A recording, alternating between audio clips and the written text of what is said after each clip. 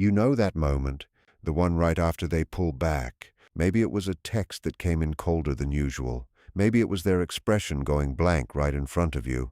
Or maybe it was you opening up for just a few seconds too long and watching them shut down like a door quietly locking from the inside. And suddenly the whole atmosphere shifts. They're still physically there, but emotionally it feels like they've already left. You can sense it in your chest before your mind even has words for it. The air feels heavier, colder. Your body becomes louder than your thoughts. And now you're sitting there trying to behave normal while something inside you is already starting to spiral. Why does this keep happening? Did I say too much? Was I being too needy? Do they even care? Should I try harder or pull away first before I get hurt? Am I the problem? Here's the truth most people misunderstand. An avoidant doesn't step back because you cared too much. They step back because closeness starts to feel like too much stimulation for their nervous system to handle in that moment. You're not failing at love. This is not proof that you're overwhelming or too much, and it's not always a sign you chose the wrong person. By the end of this, you start to see something differently. What an avoidant is actually needing in the exact moment they withdraw, what makes them retreat even further, and what response helps you protect your own emotional balance without feeding the same painful cycle again and again. Most relationships get this completely backwards. When someone pulls away, the instinct is usually to push harder, explain better, text more, love louder, or finally say the perfect sentence that fixes everything. But the reality is simpler and more uncomfortable. When an avoidant pulls back, their nervous system reacts before their thinking mind can even process your words. Your attempt at connection can register as pressure before it registers as love. That's why this dynamic hurts so much. Because for you, reaching out is care. For them, in that exact state, it can feel like emotional overload. And what almost nobody explains clearly is this. When safety starts to disappear in a relationship, love doesn't always disappear with it. In many cases, it just goes quiet, hidden, unspoken.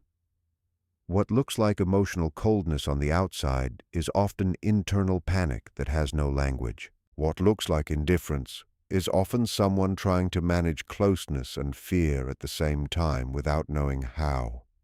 This is how the anxious avoidance cycle actually plays out in real life. One person senses distance and moves closer. The other senses pressure and moves away. Then the first person feels the gap and moves even closer again. And suddenly, both people believe the other is the issue, when in reality they're just reacting differently to the same emotional threat. Not because one loves more, not because one loves less, but because two nervous systems are protecting themselves in opposite ways. So breaking this pattern doesn't start with, how do I get them back? It starts with a harder question, how do I stop becoming more overwhelming to their system the moment I feel rejected? Because here's what shifts everything. What an avoidant actually responds to, even if they never say it out loud, is not pursuit, not pressure, and not emotional collapse. It's steadiness, emotional steadiness. That's what they rarely expect, and that's what begins to change the emotional tone between you. 1. Don't chase the rejection. Most people respond to distance by increasing effort, more texts, more explaining, more urgency, trying to close the gap immediately before the other person has even emotionally re-entered the space, and that reaction makes sense. When attachment gets triggered, your system looks for relief. You want certainty. You want reconnection. You want the discomfort to stop as quickly as possible, but from the other side, especially with someone avoidant, that increased intensity can confirm their internal alarm, too much closeness, too fast, not enough space. So the disconnecting version sounds like, why are you doing this again? Just talk to me. I can't deal with you shutting down like this. I need answers right now. The connecting version sounds like, I can sense you're pulling back. I'm not going to force this conversation. Take the space you need, and if you want to revisit this later, I'm open. That difference matters more than most people realize. One creates pressure, the other creates room. And in that space, something subtle happens. Their nervous system stops interpreting you as a demand, and they can actually feel your presence without immediate threat. 2. Give space without turning cold. This is where most people unintentionally swing too far. They hear, give space, and turn it into emotional disappearance. Silence, distance used as punishment, acting unaffected while internally overwhelmed.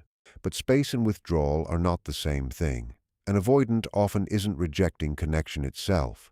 They're trying to escape emotional intensity that feels too sharp or too fast. There's a difference. When you go cold, it often reinforces their deepest assumption. Closeness always comes with pressure, expectations, or emotional cost. So instead of softening the system, it confirms their retreat. Healthy space sounds different. The disconnecting version says, fine, do whatever you want, or shuts down completely while resentment builds underneath. The connecting version says, I'm going to give this some space. I care about you, and I also need to stay grounded in myself. Reach out when you're ready to talk. Same boundary, different emotional energy. One is punishment disguised as distance. The other is calm separation without emotional withdrawal. That shift is what slowly changes the tone from tension into something safer, something more stable, something less reactive. 3. Regulate before you reach. This is the part almost everyone misses in real time. The moment you feel rejected is usually the exact moment you try to communicate. But that's also the moment your system is least stable. Most people believe they are being honest in that state. But what often comes out is unprocessed emotion, urgency, and fear wrapped in language that sounds like clarity. The nervous system doesn't distinguish emotional distance from actual danger very well. It reacts as if something is wrong that must be fixed immediately. That's why your body tightens, why your thoughts race, why there's a sudden urge to say something that forces a response. And here's the important piece. When you speak from that activated state, even gentle words can land as pressure. Even calm sentences can carry emotional urgency underneath. Because it's not just what you say, it's the state you're in when you say it. And avoidant people feel that. Most couples miss the energy underneath and end up obsessing over the exact wording.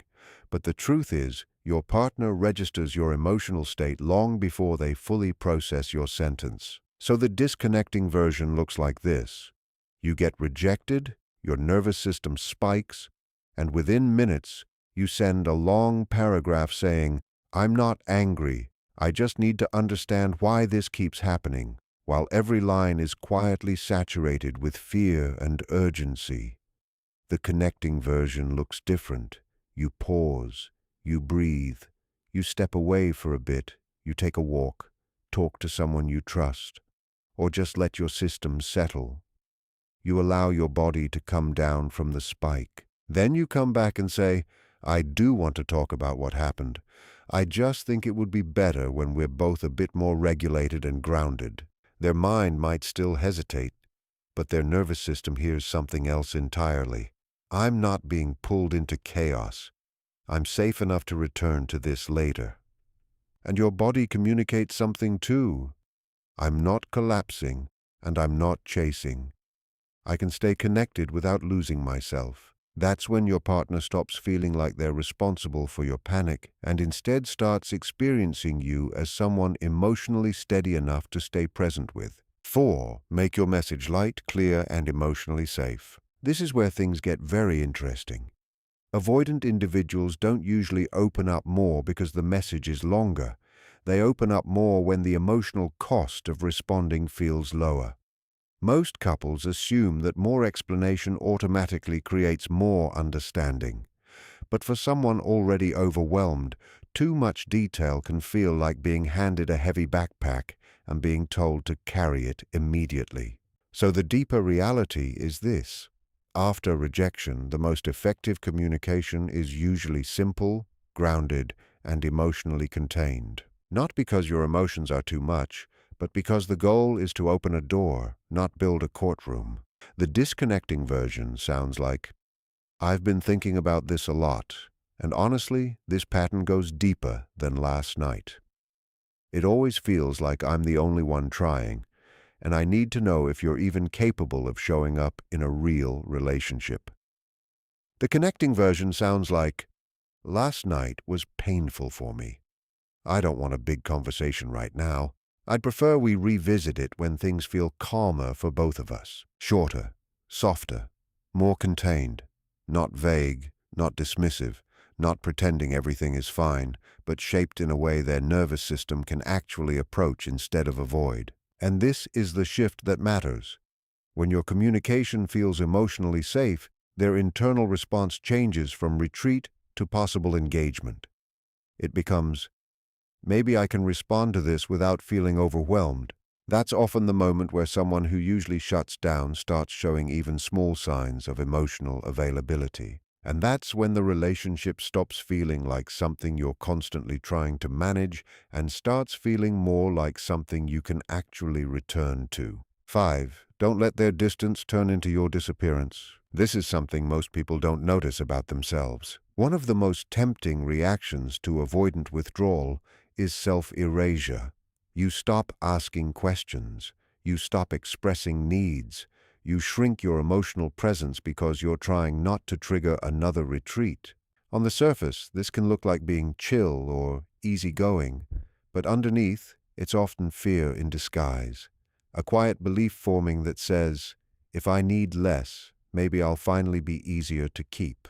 But that strategy slowly erodes connection instead of building it. Because real intimacy cannot grow in the absence of your real self. What avoidant patterns actually respond to is not you becoming smaller, but you becoming steadier. And those two things are completely different. Smaller means you abandon your needs. Steadier means you hold your needs without panic, punishment, or collapse. Here's the contrast.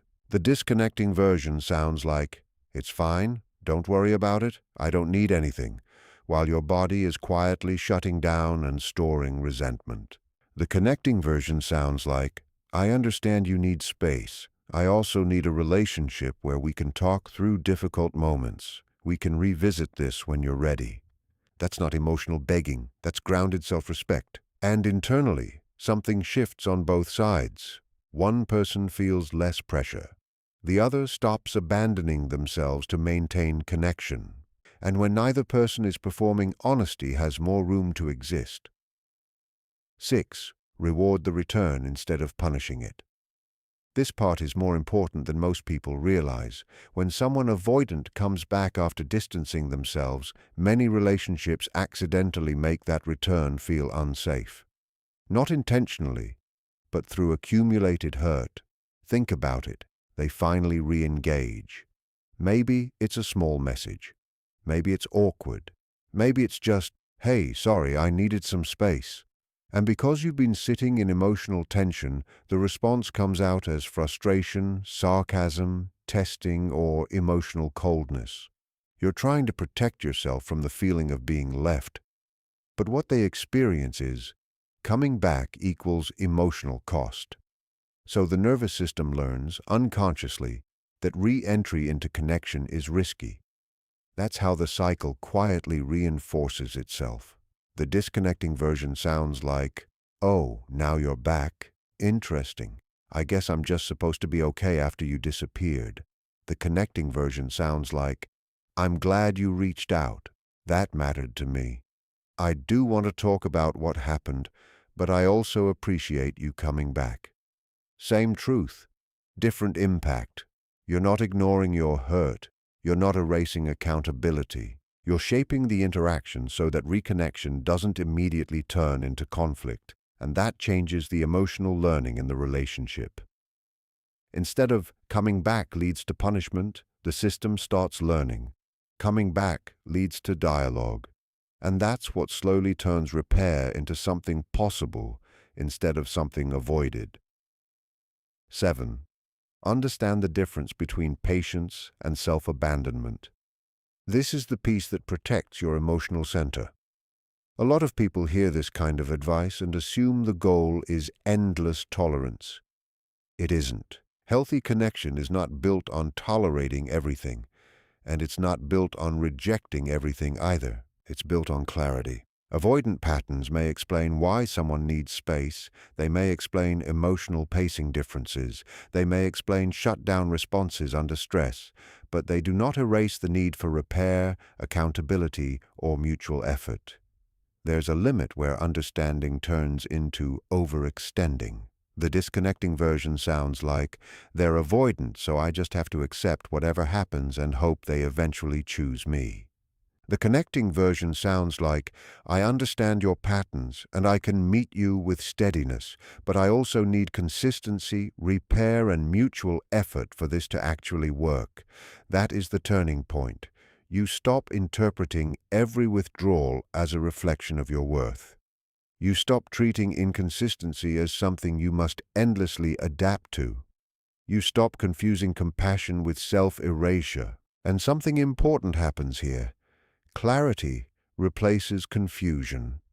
Either the relationship begins to shift into real reciprocity, or you finally see that you've been maintaining connection alone. And that clarity is what transforms love from something you're trying to decode into something you can actually stand on. Because in the end, what someone avoidant wants after pulling away isn't pursuit, pressure, or disappearance. It's steadiness. It's emotional warmth without urgency. It's honesty without escalation. It's presence without panic. Not as a strategy, but as a way of being that doesn't collapse when closeness feels uncertain. And that changes everything about how connection either survives or doesn't.